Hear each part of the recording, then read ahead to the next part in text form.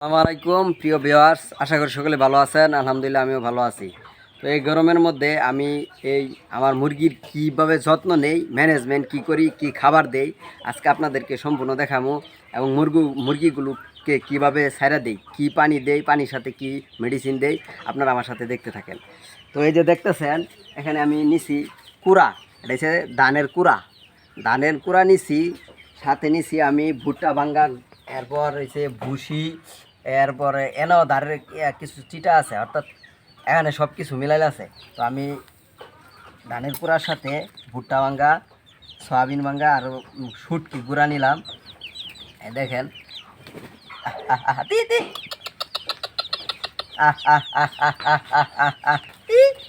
তো আমি এটি গরম যেহেতু প্রচুর পরিমাণে, এটার সাথে ভিজায় দিলে এরা খায়া খুব তৃপ্তি পা। এই যে আর আমার যে দেখতেছেন মুরগিগুলো, এগুলো আমি ছেড়ে দিছি।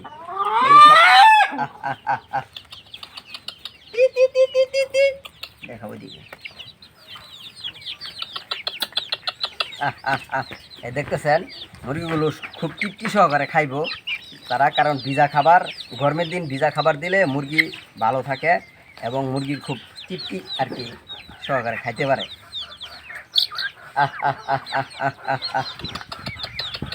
এই দেখেন আমি অল্প এক এক এটা দিয়া এক কুটাইয়া দিছি সেই ভুট্টার গুঁড়া, সয়াবিন আর শুটকি মুটকি মিলাইলে আর কি সব কিছু।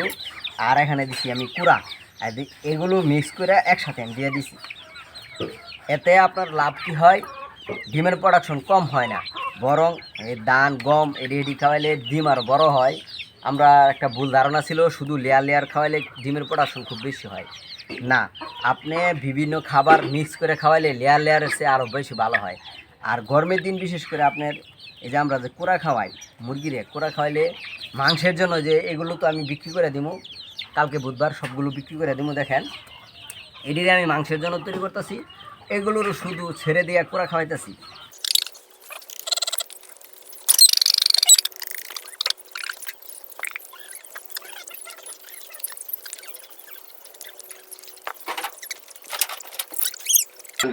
আধা লিটার পানির মধ্যে ভিটামিন সি দেখেন কতটুকু পরিমাণ দিতেছি। এই যে এই সামান্য এই পরিমাণ ভিটামিন সি দিছি আধা লিটার পানির মধ্যে আমি। আর এর সাথে দিব আমি লাইসুবিট।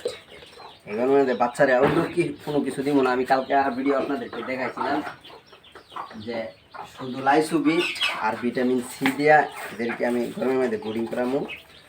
তো এই যে লাইসুবিট দিব এতটুকু, অর্থাৎ আধা গ্রাম।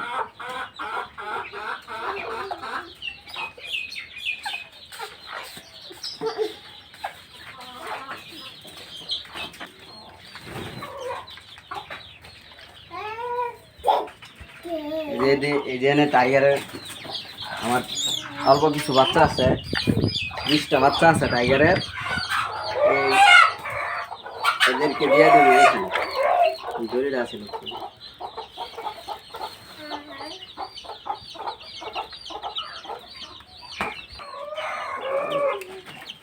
এই যে আমি পানি দিয়ে দিতেছি, বাচ্চারে খাবার দিছি।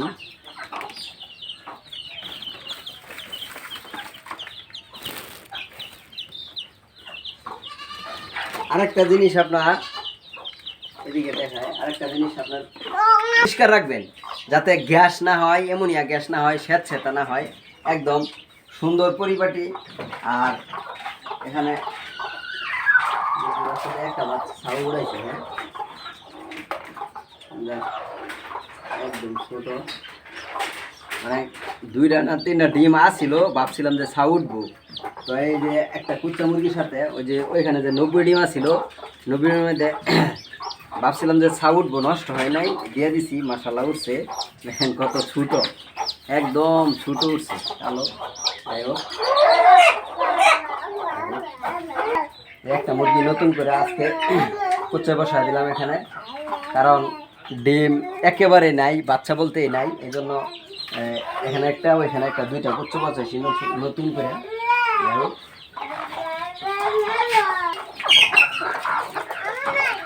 এই যে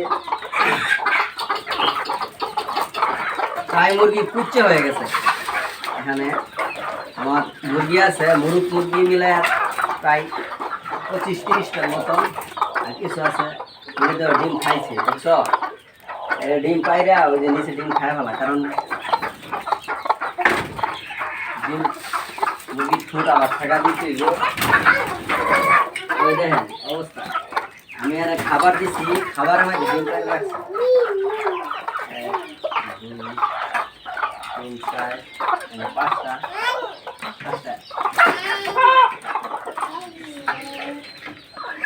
এই দেখেন মুরগি আমি কুচ্ছে রাখছে, আমি একটা কুচ্ছে রেখেছে, ডিম পাচ্ছে। তো কুচা মুরগি কুচে আছে অনেকটি, প্রায় 7-8টার মতন কুচে হয়ে গেছে গা ডিম পাইরা এরা। কিন্তু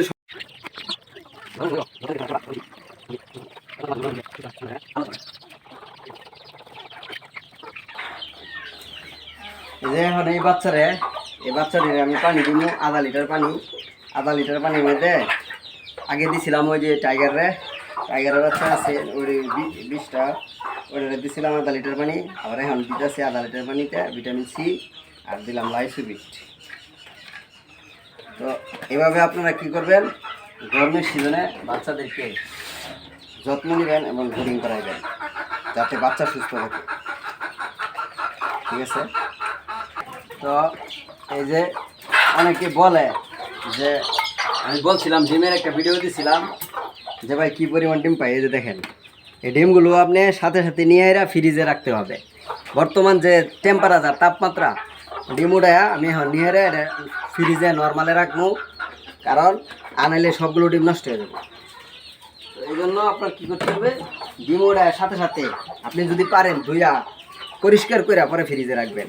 আমি এগুলোরে ধুইয়া এখন হুইল ফটার ধুইয়া পরে পরিষ্কার রাখবো, একটা ডিমের সমস্যা হবে। পানি দেই মুরগিরে, আর এই ডিমগুলো কীভাবে সংগ্রহ করছি। তো সুস্থ থাকেন, ভালো থাকেন, পরবর্তী ভিডিও যাতে দিতে পারি দোয়া করেন। আর সবাই সবার জন্য দোয়া করবেন, বিশেষ করে আল্লাহ পাক রব্বুল আলামিন যাতে বৃষ্টি দেয়, রহমতের বৃষ্টির কারণে অনেক সমস্যা হইতেছে মানুষের, তা আল্লাহ পাক বৃষ্টি দান করে। সকলের কাছে দোয়া। আসসালামু আলাইকুম।